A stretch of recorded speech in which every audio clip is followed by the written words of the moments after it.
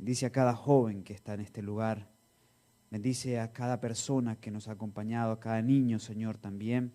A aquellos que vienen en camino, luchando con la adversidad, con la dificultad, por todo aquello que el enemigo hace para evitar que tu pueblo sea bendecido.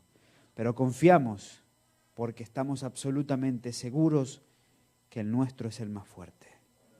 Que nuestro Padre Celestial terminará siempre obrando lo que es más conveniente y mejor para su pueblo. Asístenos ahora al compartir tu palabra en la apertura de este evento. En el nombre de Jesús. Amén.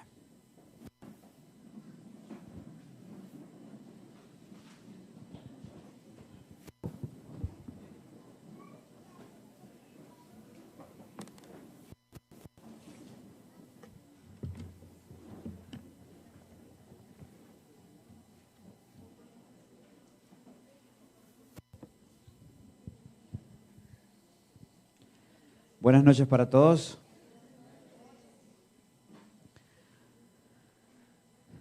La convocatoria es muy especial, el marco es muy especial también. Hace mucho tiempo no me sentía así, en medio de una congregación tan vasta aquí. Y doy gracias a Dios por eso. Quiero agradecer al Señor por cada uno de ustedes que han podido llegar, que se encuentran con nosotros. Y bueno, a pesar de las trabas, yo me imagino que cada uno de ustedes de alguna u otra manera habrá afrontado algunas dificultades. Este recinto para esta hora debería tener mucha más gente. Tenemos los hermanos de Saravena, buena parte de los hermanos de Saravena hasta hace una hora tenían ya varias horas detenidos por un derrumbe en la línea. Y no solamente ellos, nuestros hermanos, los que vienen de Bogotá, la representación del Ministerio Juvenil GYC, en su buena mayoría también estaban detenidos allí hasta hace poco. Nuestros hermanos del Cauca, de Tunía también, con algunas dificultades, gracias a Dios ya vienen avanzando, nuestros hermanos de Salem. Y yo sé que de una u otra forma el diablo está intentando molestar, intentando evitar que podamos ser bendecidos, que el pueblo del Señor pueda ser bendecido. Tengo que aprovechar de saludar a través de las redes también algunos hermanos que venían desde Bolivia y desde Perú y que no pudieron pasar la frontera por la situación social que atraviesa Ecuador y tuvieron que devolverse en ese punto. Así que también aprovecho para saludarlos, sabemos que nos están acompañando desde la distancia. Y bueno, a todos los que también nos están acompañando a través de las redes sociales, quienes no pueden estar con nosotros aquí presentes, pero qué bueno que el Señor ha provisto también estos medios para que de una manera u otra puedan también ser muy bendecidos. Las dificultades han sido múltiples, debo también decir, quizás a manera de anuncio, ¿no? Quizás a manera de anuncio, que tendremos algunos cambios en sus agendas. Ustedes ya recibieron sus agendas, ¿verdad? La mayoría ya la debió haber recibido. Ahí está la programación, también están los cánticos, los coros que cantamos, el himno tema, los coros que cantamos al margen del himnario, el himno, de los himnos. Y está la programación, y dentro de la programación ya tenemos 2 cambios para mañana, por 2 dificultades, contratiempos. Como les decía a los hermanos con los que conversaba hace un instante, un grupo que también, una familia particularmente que venía de Medellín, Antioquia, y que bueno, por los arreglos en la vía estaba bastante detenidos y no podían avanzar mucho, querían llegar a la apertura. Les decía, tranquilos, son contratiempos. Tenemos algunos contratiempos para mañana en lo que concierne a los oradores que tienen las primeras 2 sesiones plenarias del día de mañana, no considerando el taller, el segmento de taller. Me refiero entonces a nuestro hermano Daniel Miranda y al pastor Esteban Bor, quienes por razones diversas, en el caso de Daniel, por ejemplo, una situación con su vuelo desde la ciudad de Atlanta a Bogotá, pues no va a poder llegar esta noche como estaba pautado. Algo similar pasó con el pastor Esteban Bor, y por esa razón no van a estar para sus 2 primeras plenarias. Entonces estaremos haciendo movimientos para que igualmente tengan sus sesiones plenarias, pero en otros espacios. Entonces desde ya les debo decir algo. Esa programación que tienen allí, por supuesto, será guía para nosotros, pero estén muy atentos a los anuncios, porque ya debido a las circunstancias que de entrada tenemos, pues entonces se estarán modificando algunas sesiones plenarias, ¿ok? Particularmente las que conciernan de aquí en adelante a nuestro hermano Daniel Miranda y al pastor Esteban Bor. Pero aquí los tendremos el día de mañana también, y ellos tendrán su participación, así como otros de nuestros oradores, quienes tenemos el privilegio de compartir la palabra de Dios. Hermanos, estoy muy contento de verlos. Estamos muy contentos de verlos. Quiero agradecer también al equipo con quienes hemos estado trabajando intensamente para preparar muchas cosas. No ha sido fácil. Fundación Las Delicias tenía 2 años y medio, casi 3 años sin este tipo de convocatoria, y muchas cosas estaban deshabituadas de aquel ritmo que traíamos de eventos cada 6 meses. Así que ha sido un bonito desafío, pero doy muchas gracias a Dios por el equipo comprometido que ha estado colaborando, que ha estado sumando, que ha estado esforzándose, los jóvenes. Ustedes no se imaginan cuántos trasnochos, cuánto esfuerzo para poder tener listas algunas de las cosas que ustedes hoy ven que están listas. Quiero recomendarles también desde la parte organizativa que tengan mucho cuidado en nuestros caminos. Se han dado cuenta, el tiempo está difícil en todo el país por las muchas lluvias, y no es excepción aquí en el Quindío. Así que por favor, con mucha cautela cuando vayan por nuestros caminos. Hemos estado tratando de arreglarlos lo mejor posible, pero ustedes saben que donde estamos hablando de que no hay pavimento y hay lluvia, eso es difícil.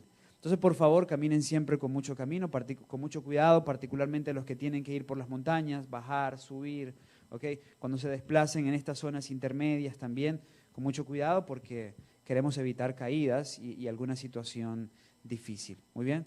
Incluso preparamos, es parte de lo que hicimos, unos laguitos allí, ¿no? Como para que quienes quisieran pudieran ir allí un ratito, sentarse, distraerse, en fin.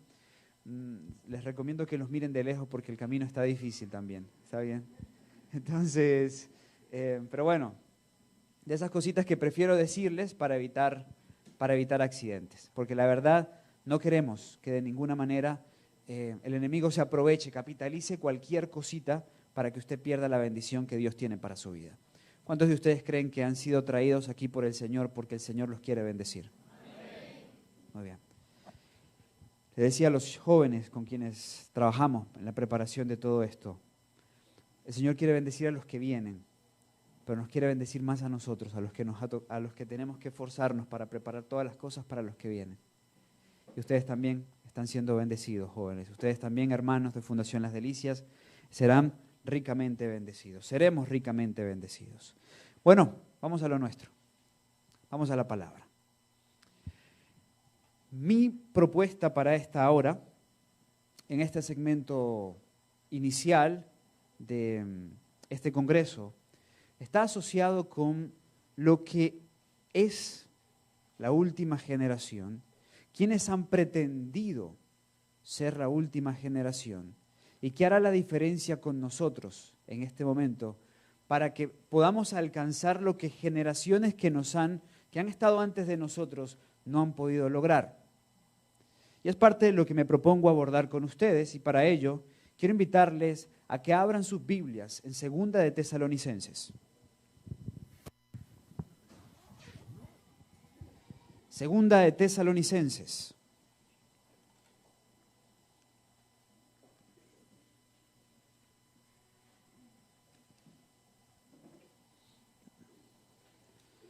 Segunda de Tesalonicenses tiene un contexto claro. El apóstol Pablo escribe esta misiva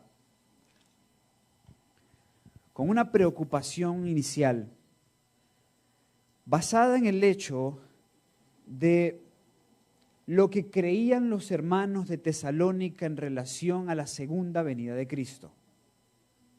Entenderán, ya la primera venida de Cristo había sido una realidad, Jesús había ascendido y la iglesia cristiana se extendía por todo el mundo conocido. Cada iglesia tenía su situación particular.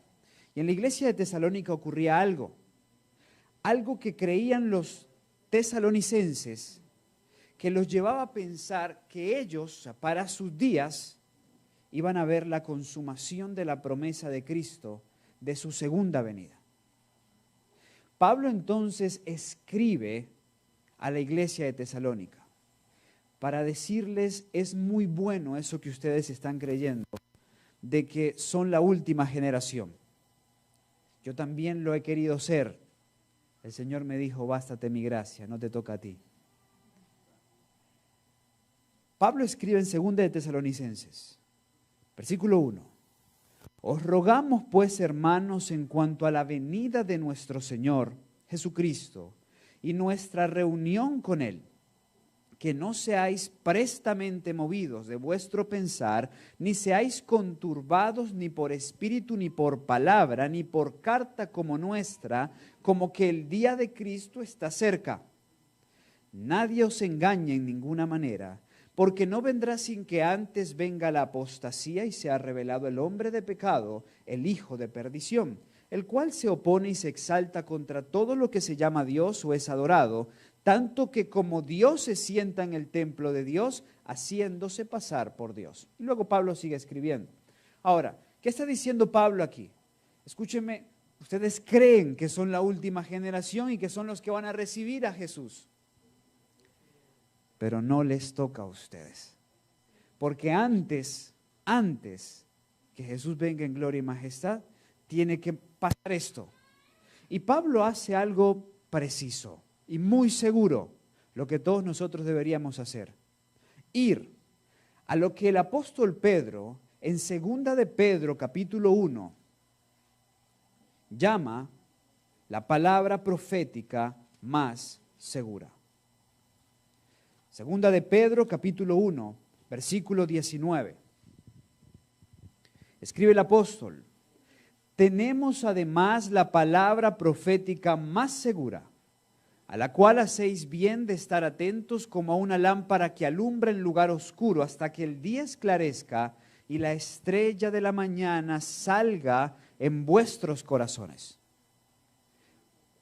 Pablo hizo lo que Pedro tenía muy claro y recomendó también en su misiva: ir siempre a la palabra profética más segura. Y Pablo, como buen estudioso de la palabra profética más segura, sabía por la profecía, que antes que el Señor Jesús se manifestara en gloria y majestad, señalando así que la generación que estuviera de pie fuese la última, debían cumplirse ciertas profecías.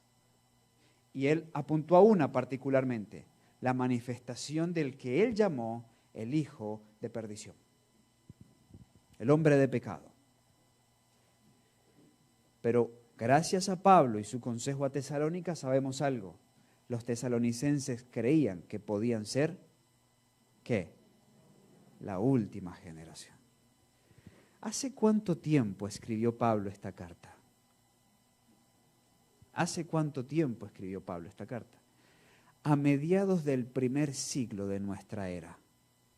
Estamos hablando de cerca de 1950 años atrás, aproximadamente. Y ya habían personas que creían que podían ser la última generación. Desde entonces, y esto es solamente el reflejo de una iglesia, vayan ustedes a ver cuántas otras más. Y sin duda, una iglesia que era perseguida, donde ser cristiano era realmente difícil, un desafío que te podía costar la vida. Ahí y en los siglos sucesivos, para los creyentes era un gran consuelo pensar que podían ser esos que trabajaran de tal forma que pudieran ver la consumación del regreso de Jesús en sus días. La historia guarda el silencio del medioevo Y poco a poco vamos viendo el surgir de grandes reformadores. John Wycliffe, Martín Lutero, John Huss, William Tyndale y compañía. Y ellos, gracias a la palabra profética más segura, no nos dan mayor indicio de creer que ellos pensaban que eran la última generación.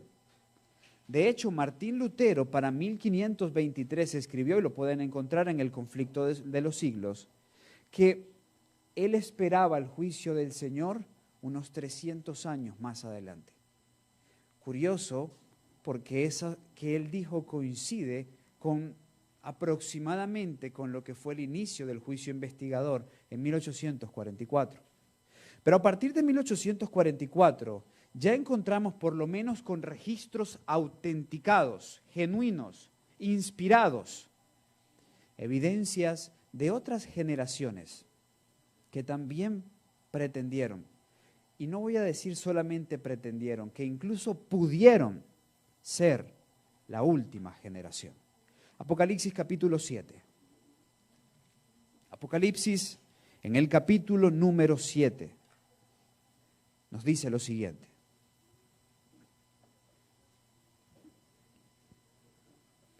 Se va a sorprender el cumplimiento inicial de esta visión.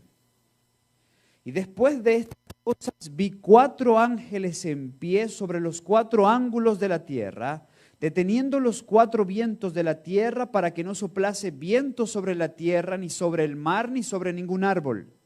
Y vi otro ángel que subía de donde nace el sol, teniendo el sello del Dios viviente. Y clamó con gran voz a los 4 ángeles, a los cuales era dado hacer daño a la tierra y al mar, diciendo: no hagáis daño a la tierra, ni al mar, ni a los árboles, hasta que hayamos sellado a los siervos de Dios en sus frentes. La primera visión de la profeta vinculada a Apocalipsis 7 la recibió en la parte final de la década del 50 del siglo XIX. Y ustedes lo pueden encontrar en el libro Primeros Escritos, páginas 36 y 37. Primeros Escritos, página 36 y 37. Y quiero que noten, página 37 y 38. Y quiero que noten lo que ella vio y lo que esto significa para nosotros. Página 37. Vi 4 ángeles que habían de hacer una labor en la tierra y andaban en vías de realizarla. Hablamos del año 1849. Jesús vestía ropas sacerdotales.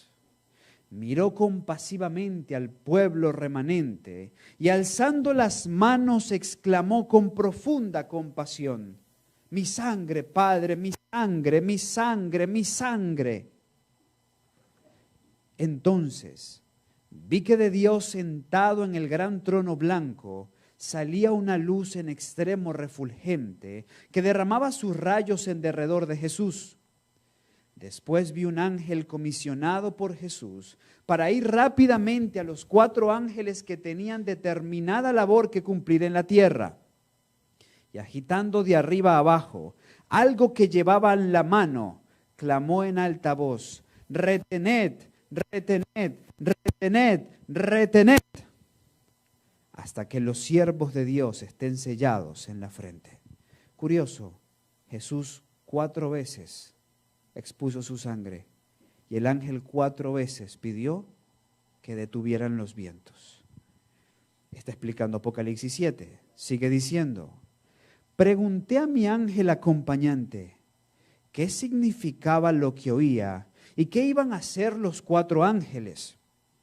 Me respondió que Dios era quien refrenaba las potestades y que encargaba a sus ángeles de todo lo relativo a la tierra, que los 4 ángeles tenían poder de Dios para retener los 4 vientos y que estaban ya a punto de soltarlos. Pero mientras aflojaban las manos y cuando los 4 vientos iban a soplar, los misericordiosos ojos de Jesús vieron al pueblo remanente, todavía sin sellar. Y alzando las manos hacia su Padre, intercedió con él, recordándole que había derramado su sangre por ellos. En consecuencia, se le mandó a otro ángel que fuera velozmente a decir a los 4 que retuvieran los vientos hasta que los siervos de Dios fuesen sellados en la frente con el sello de Dios. Última parte de la década del 40, del siglo XIX, sí. ¿Quiénes estaban vivos allí? Ellen White, James White, Hiram Exon, J.N. Andrew, Uriah Smith, John Longbottom. Estos grandes hombres que reconocemos en la historia del pueblo adventista. Y a pesar de eso, nos dice la inspiración que el Señor, quien estaba presto y dispuesto a soltar los vientos que desencadenarían los últimos acontecimientos que habían de desembocar finalmente en la segunda aparición de Jesús en gloria y majestad, tuvieron que ser detenidos. Por una razón, porque el diablo no estaba listo. Porque las cosas no estaban preparadas del lado del mal. Porque al Señor no le alcanzó el tiempo para preparar las cosas para ese año. No, porque el pueblo de Dios estaba sin sello. Entonces aquí entendemos algo fundamental de la última generación. Para que puedan ser la última generación, ¿qué necesitan? Estar sellados. Estar sellados. ¿Estás sellado? ¿O tú, joven, estás marcado? ¿Qué hay en tu vida? ¿El sello de Dios o las marcas del diablo? Porque, suelo insistir en esto, el diablo marca. La mayoría de los jóvenes con los que comparto, la mayoría de los jóvenes con los que interactúo, no solamente en este lugar, en otros lugares, tienen marcas. Las marcas que el diablo les hizo a través de sus hogares disfuncionales, de papá religioso pero carente de amor y de Cristo, de tantas y tantas cosas, de lo que le hicieron, de lo que les dijeron y de tantas otras cosas más, marcados. Y en mi experiencia, ya que estoy hablando del tema, la única manera de quitar esa marca es poniendo un sello. El sello del Espíritu. Y eso solamente lo puede hacer Jesús. Lo puede hacer Jesús. ¿Tú estás marcado o estás sellado? Lamentablemente, para la parte final de la década del 40, esos que en su mayoría estaban constituidos por quienes escucharon a William Miller, esos que en su mayoría estaban constituidos por quienes formaron parte del movimiento millerita, que inclusive alcanzaron a experimentar el poder del Espíritu obrando, no estaban listos. Y en su entorno, por supuesto, muchos más carecían de dicha preparación. Pasaron varios años, unos cuantos años. Para no ser infiel, según lo que está escrito, vamos a ver si no estoy mintiendo. Según lo que está escrito,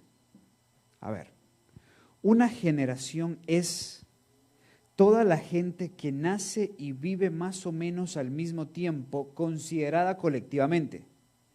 También puede describirse como el periodo promedio generalmente considerado como 20 o 30 años, durante el cual los niños nacen y crecen, se convierten en adultos y comienzan a tener hijos. Algo similar se ve en lo que la Biblia define como una generación. 20, 30 años. Ahora bien, personas que viven en un mismo tiempo. Es muy curioso que después de esta visión pasan más de 30 años. Pero no es un tiempo inactivo de parte de Dios, porque el Señor trabajó fielmente para que entonces lo que no pudo ser una realidad en la parte final de la década del 40 del siglo XIX, pudiera ser una realidad en la década del 80 del mismo siglo. Y ya algunos no estaban.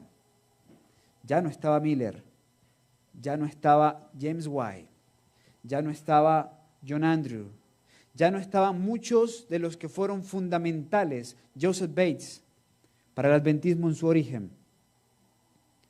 El Señor preservó a la profeta. Y bajo el consejo inspirado, estuvo trabajando en su pueblo. Un mensaje importante, esto es parte de lo que estarán viendo en uno de los talleres el día de mañana con la doctora Giovanna, pues no estoy hablando de que van a estudiar justamente la fecha, sino de su conexión con la generación final, la Reforma Pro Salud, 6 de junio, 5 de junio de 1863. Limpiando la mente, limpiando el cuerpo, preparando todo para lo que se recibió en enero de 1872, Proper Education, para que con eso servido, lo que pasara en 1888 fuera fundamental, fuera lo que llevara al pueblo finalmente a recibir lo que necesitaban. Y el Señor quiso sellar a un pueblo. Octubre, noviembre de 1888. Una gran cita, un lugar apropiado, la convocatoria ideal. Pero algo volvió a fallar. Y no fue el Señor. Y no es el tema, lo hemos abordado en otros espacios, incluso en algunas series. Pero para ese entonces, ley dominical propuesta en el Senado, situaciones de guerras y rumores de guerras, pestes, situaciones con la naturaleza, en fin, las profecías cumpliéndose. Y todo engranando perfectamente, pero faltaba una vez más los que pretendían ser la última generación. Y siguieron faltando. Porque el mensaje glorioso de 1888, que no discrepa, por cierto, del mensaje glorioso que llevará la generación final, esta que pretende ser la generación final, mensaje glorioso, fue rechazado. Aunque se quiera decir lo contrario, lo que el cielo se propuso no se pudo alcanzar allí. Pero el Señor que no conoce, voy a decir, que no se rinde fácil, porque el Señor, a pesar de nosotros, es fiel, constante y perseverante. ¿Pueden decir amén? Oigan, yo no sé cuántas veces ustedes le han fallado al Señor. Yo no sé cuántas veces ustedes han fracasado en seguir el propósito fiel del Señor para sus vidas. Y sin embargo el Señor le da la vuelta. Es como que se planea hacer esto y usted mete la cabeza y donde mete la cabeza mete el cuerpo y se va por otro lado. Y el Señor busca la manera de darle la vuelta a esa situación y devolverlo a su plan. Y devolverlo a su propósito. Me pasa a mí o también les pasa a ustedes. Y el Señor se mete en nuestras vidas, interfiere en ciertas cosas porque nos ama. ¿Por qué nos ama? Y el Señor no se rindió con esa generación y les dio otra oportunidad. Les dio otra oportunidad. Esa oportunidad queda perfectamente registrada en un sueño que para nosotros, que leeré a continuación y que ocurrió poco después del Congreso de la Asociación General de Battle Creek en 1901. Escribió la inspiración acerca de lo que se proponía para allí. Nos encontrábamos reunidos en el auditorio del tabernáculo. Se ofreció una oración, se cantó un himno y se volvió a orar. Se hizo ante Dios una ferviente súplica. La reunión se caracterizaba por la presencia del Espíritu Santo. El efecto fue profundamente conmovedor. Algunos de los presentes estaban llorando en voz alta. Alguien se levantó de sus rodillas y declaró que antes había estado en desacuerdo con ciertas personas por las cuales no sentía ningún afecto, pero ahora se veía a sí mismo como realmente era. En tono bien solemne recitó el mensaje dado a la Odisea. Porque tú dices, y comentó, en mi autosuficiencia asimismo me sentí yo, asimismo me sentía yo. Me consideraba justo, pero ahora tengo partido el corazón y reconozco mi necesidad de los consejos de aquel que me ha examinado hasta lo más recóndito. El que hablaba se dirigió a los que habían estado orando y dijo, tenemos algo que hacer. Debemos confesar nuestros pecados y humillar nuestro corazón ante Dios. Con corazón quebrantado, hizo confesión y luego se acercó a varios de los hermanos y les estrechó las manos uno tras otro, pidiéndoles perdón. Las personas con las que habló se levantaron de un salto, confesando y pidiendo perdón, y todos se abrazaron derramando lágrimas. El espíritu de la confesión se difundió por toda la congregación. Fue un tiempo pentecostal. Se alabó a Dios por medio del canto y la obra continuó hasta las altas horas de la noche, casi hasta el amanecer. Nadie parecía demasiado orgulloso como para no hacer una confesión sincera. Y los que tomaron la iniciativa en este proceder eran los que tenían influencia, pero que antes no habían tenido el valor de confesar sus pecados. Había un regocijo como nunca antes se había oído en el tabernáculo.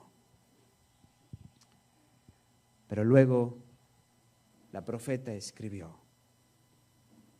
entonces desperté de mi inconsciencia y por un rato no pude darme cuenta dónde estaba.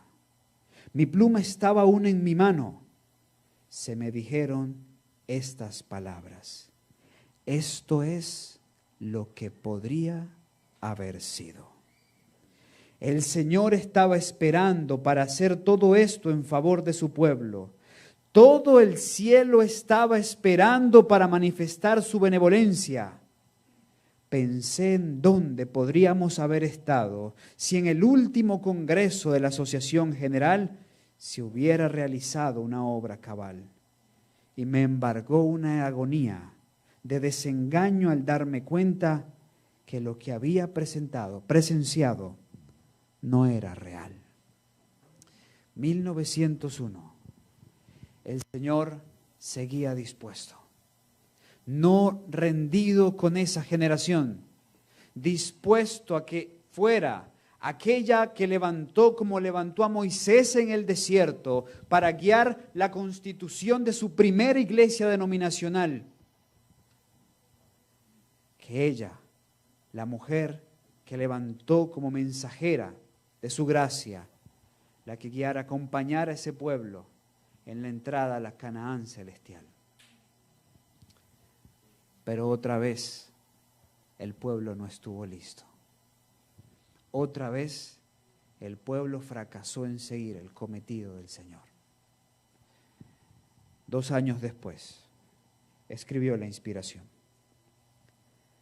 Tal vez tengamos que permanecer aquí en este mundo muchos años más debido a la insubordinación, como le sucedió a los hijos de Israel.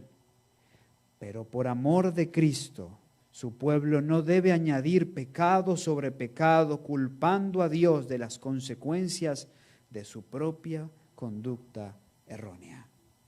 Y yo me imagino el pesar de una que sin duda también deseó ser parte de la generación final. Cuando escribió, tal vez tengamos que permanecer aquí en este mundo muchos años más. ¿Cuántos años han pasado desde 1903? ¿Cuántos? 119, muy bien. 121 desde 1901. ¿Cuántas cosas han pasado en este mundo durante este tiempo? La Primera Guerra Mundial, la Segunda Guerra Mundial, cuánto sufrimiento, cuánta miseria, cuánto dolor. ¿Se pudo evitar? ¿Se pudo evitar? Mis queridos hermanos y mis queridos jóvenes, mi propósito en esta primera entrega, al estar aquí delante de ustedes, es dejar algo claro. Uno, ya lo han intentado. Ya han intentado ser la última generación. Ya Dios ha trabajado para constituir la última generación. Las cosas han estado listas desde hace tiempo atrás. Las circunstancias, aunque han ido cambiando, no se han apartado de la palabra profética más segura. Y en todos los casos, quien ha faltado no han sido ellos, hemos sido nosotros, el pueblo de Dios, el llamado, el profeso pueblo de Dios. Vayan ustedes a ver de cuántas otras formas el Señor en todos esto más de un siglo, ha trabajado. Y cuántas personas promisorias, buenos, jóvenes, grandes siervos de Dios, grandes ministros de la palabra del Dios viviente, han llevado un ministerio fiel de parte del Señor, con este mismo anhelo de ser los que estén de pie para ver venir a Jesús en gloria y majestad. No se equivocó la profeta cuando dijo que temía que teníamos que pasar muchos años más. ¿Ya han pasado muchos años? Ya han pasado muchos años y seguimos aquí. Y las condiciones en el marco profético siguen siendo las mismas. ¿En qué sentido? En que todo se sigue cumpliendo. Y cada vez con mayor amplitud. Y cada vez con mayor claridad. Pero algo sí es evidente. Cada generación hace más grande el desafío y por ende se supone ha de traer mayor gloria a Dios, porque cada generación que pasa es más débil. Cada generación que pasa es más débil. Y lo digo desde la óptica de alguien que ha estado trabajando o compartiendo con los jóvenes desde hace ya algún tiempo, desde los años más mozos de mi juventud, pudiéramos decir. Y es increíble ver cómo en la misma juventud, o por lo menos puedo decir, de los jóvenes que llegan año tras año, el que llega en año siguiente es más débil que el año anterior, y el que le sigue, está garantizado, es aún más débil. Física, mental y emocionalmente. Física, mental y emocionalmente. El otro día, para darles una ilustración, me agarró una hermanita de esas diríamos, de las antiguas, pues, de las que ya han recorrido bastante en este mundo, ¿ok? Y me decía, cuando yo estaba niña, a mí me dieron rejo, a mí me pegaron, yo no tenía a mi papá ahí todo el tiempo conmigo, mi papá tenía que salir a trabajar y mi mamá le tocó un tiempo muy difícil por algo en la casa y mi abuelita era dura y me paraba todos los días a tal hora de la mañana y me pasó tal cosa y me pasó tal otra cosa y yo no ando llorando por ahí. Esas niñas lo que necesitan es... Y bueno, ya detengo la anécdota. Es decir, a mí me tocó muy duro en la vida y yo no ando llorando ni andaba llorando por ahí. Bueno, lo tomo como, hay muchos elementos ahí que analizar obviamente, ¿no? Pero lo tomo como un pequeño ejemplo para ilustrar cómo cada generación que sigue es aún más débil, aún más frágil.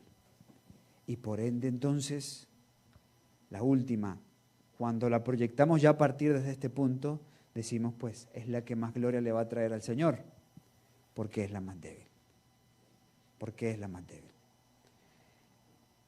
La última generación es una realidad. Yo creo que existen, yo creo que se mueven, yo creo que ya caminan, yo creo que ya existen y que muchos están aquí. ¿Y por qué no? Y que buena parte de ellos están aquí. Lo quiero creer, lo creo, porque las condiciones están dadas. Pero entiendo que el status quo, que el factor final pasa por la disposición, por la experiencia y lo que le permita a cada uno de los jóvenes, de los hermanos, de los niños y de las personas al Señor hacer en sus vidas. Porque siempre fue lo que detuvo. No fue el Señor, no fue la profecía, no fue ninguna situación, fue el pueblo, el que decía ser el pueblo de Dios. Y esto es importante para mí que se ha dicho en este punto, porque prepara el camino a lo que mis compañeros deben seguir diciendo. Solamente Daniel, Elías, Juan, Pablo, James White, Martín Lutero, y llevarla, esa misma bandera, a su final término, a su punto final. A mí me gusta la idea, me seduce la idea, me motiva, porque yo anhelo ver venir a Jesús en gloria y majestad. Y lo he dicho antes, cuando estaba más joven en estas cosas, tenía la obsesión de ser parte de los 144,000, no de saber si los 144,000 eran literales o simbólicos, la verdad nunca me importó mucho, ser parte de los 144,000. Pero mi obsesión radicaba en un hecho: yo no quería o no quiero que Jesús aparezca y entonces con voz de arcángel y con trompeta de Dios me despierte. Yo quiero estar de pie para verlo venir. Yo quiero hacerle seguimiento desde Orión. Yo quiero ver esa nubecita pequeña, negra, que se va haciendo grande y gloriosa a medida que se va acercando a la tierra. Y por eso decía, yo quiero ser parte de los 144,000. Hasta que la palabra profética más segura me dijo: no necesitas específicamente ser parte de los 144,000 para que eso sea una realidad. Necesitas conocer y vivir el mensaje del tercer ángel.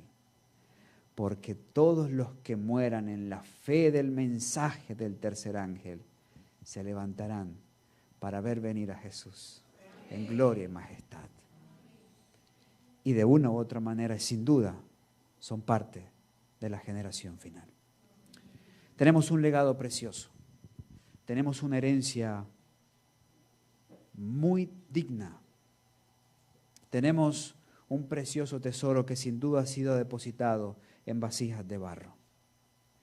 Pero también tenemos la historia de los que estuvieron antes que nosotros y fracasaron.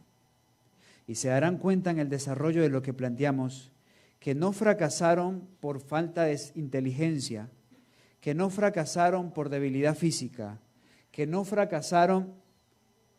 fracasaron por el egoísmo, que fracasaron por la egolatría, que fracasaron por la soberbia, que fracasaron por la suficiencia propia. Y entonces todos llegaremos a una común conclusión: si queremos ser parte de los que deseamos ser parte, necesitamos que el Señor cambie nuestro corazón. Necesitamos que el Señor quite esto que es carnal, esto que es pasajero, esto que no hace más que obrar en detrimento de nuestro desarrollo y nuestro crecimiento, esto que la inspiración llama al yo, esto que otros llamamos lo que ya hemos dicho con anterioridad, en fin, esto que nosotros sabemos que es lo que nos impide realmente de ser lo que se supone que queremos ser al venir a un lugar como estos, en un marco como estos. Entiendo hoy que para cualquiera de las cosas propuestas en buen término, necesito permitirle al Señor que me dé victoria sobre mí mismo. Que crucifique el yo en mi vida con todas sus concupiscencias y que en mí no respire nada que no sea de Cristo. Es mi desafío. ¿Es el de ustedes? Es mi reto. ¿Es el de ustedes? Pero si lo dejo entre el de ustedes y el mío, me quedo sin esperanza. Es el de Dios. y por eso tengo esperanza. Concluyo con Tesalonicenses, capítulo 4. Segunda de Tesalonicenses, en el capítulo 4. Nos dice la palabra de Dios. Primera de Tesalonicenses, en el capítulo 4.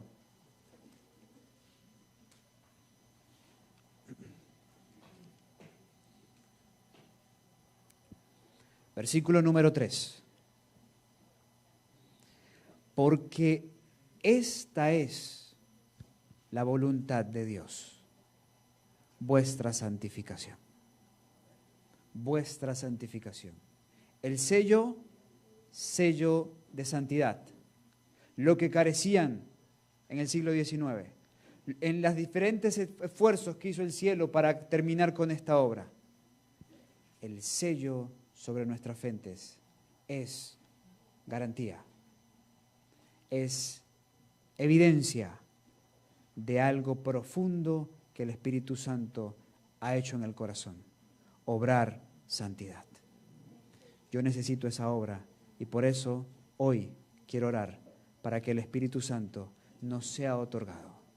Y nos sea otorgado en primera instancia para poder erradicar de nuestro corazón lo que tiene que ser erradicado, para que luego podamos recibirlo en una segunda instancia en plenitud y con poder, para que hagamos lo que la profecía dice que la última generación ha de hacer, alumbrar la tierra con la gloria de Dios.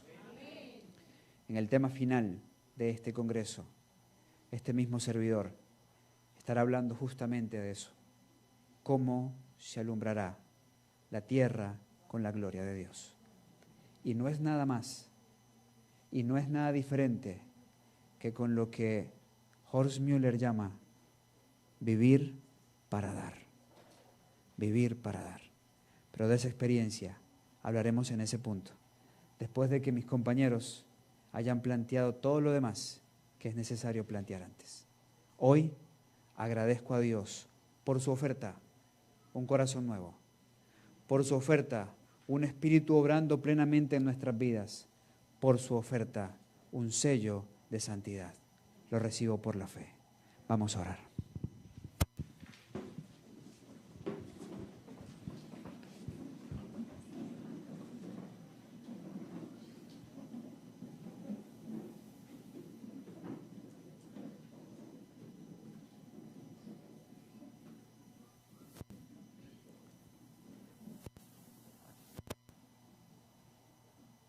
Padre bueno, la historia con sus protagonistas y antagonistas nos arrojan grandes lecciones. Y hoy al hacer un breve repaso,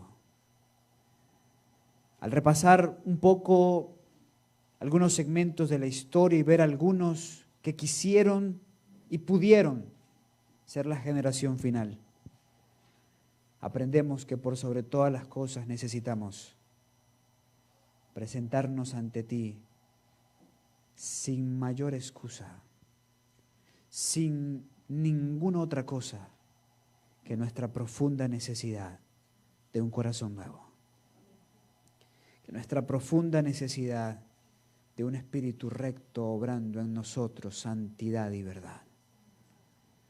Sea esto una realidad en nuestras vidas, Señor. Se ha dado tu Espíritu Santo de manera abundante sobre cada uno de los que aquí se encuentran presentes, sobre cada uno de aquellos que están escuchando a esta hora este mensaje a través de las redes sociales o verán esto en diferido. Sea hecha esta obra en nuestras vidas, Señor. Te lo pido. Sigue trabajando en cada corazón.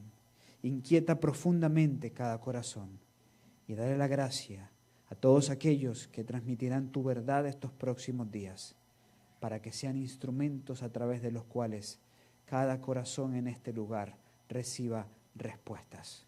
Y no solo respuestas, sino también la seguridad que aquel que está pronto a venir, que aquel que ofreció su sangre por expiación de nuestros pecados, hoy está listo para colocar el sello del Dios viviente en nuestras frentes. En el nombre de ese mismo en quien oramos, Cristo Jesús. Amén. Y amén.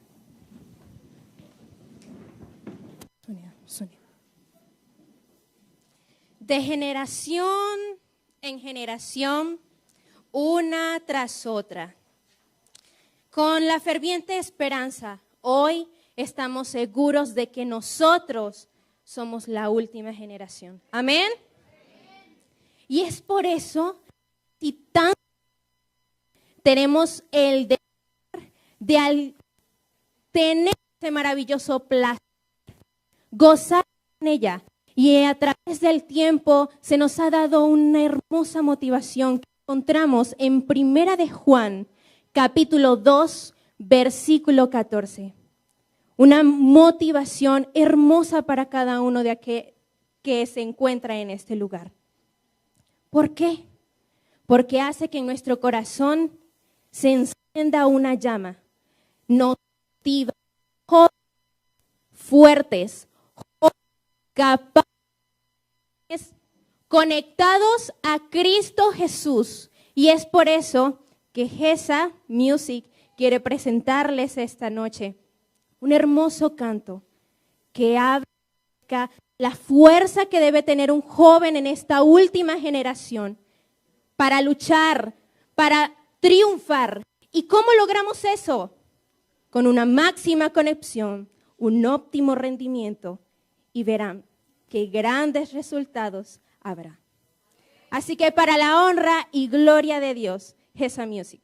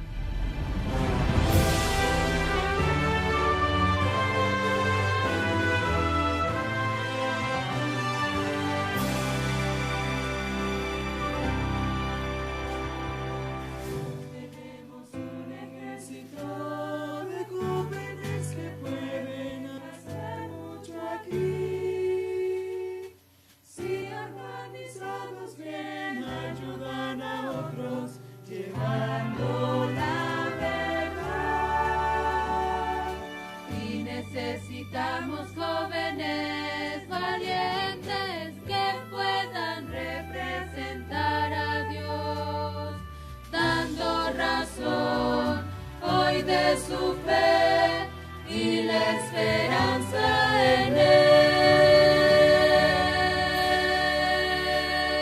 Somos la última generación, somos jóvenes valientes, máxima conexión, óptimo rendimiento, grandes resultados habrá.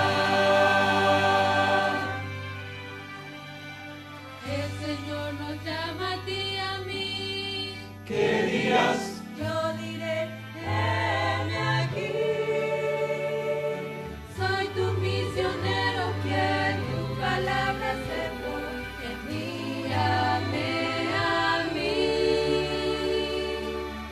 Señor nos dice a ti y a mí, fuerza y valor para obedecer, levantaré mi espíritu para que puedas vencer. Somos la última generación, somos jóvenes valientes, sí Señor, máxima conexión, óptimo rendimiento, grandes resultados habrá. Somos la última generación.